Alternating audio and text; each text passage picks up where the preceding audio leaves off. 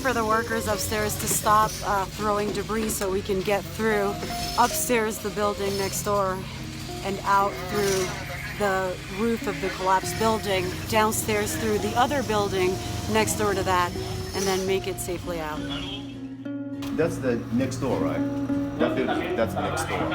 Yeah, that's the second floor of the other building. The collapsed building. The triangle.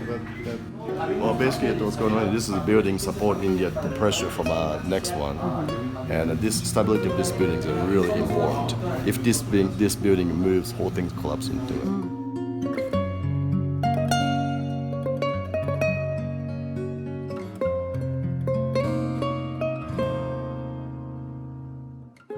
We just went across the next door building through the rubble, and now we're actually inside the building that collapsed. We're on the first floor that, as you can see, has been reinforced with these beams.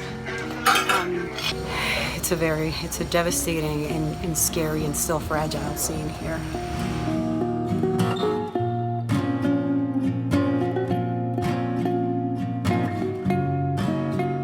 That's called the pressure.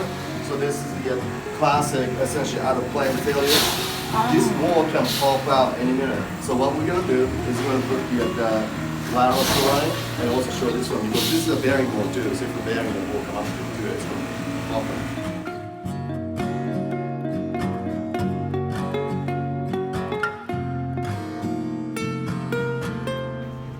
We thought we could get out through this backside, but it's been filled with rubble, so we're just gonna go around the same, behind the building, through the rubble, the same area that we came in.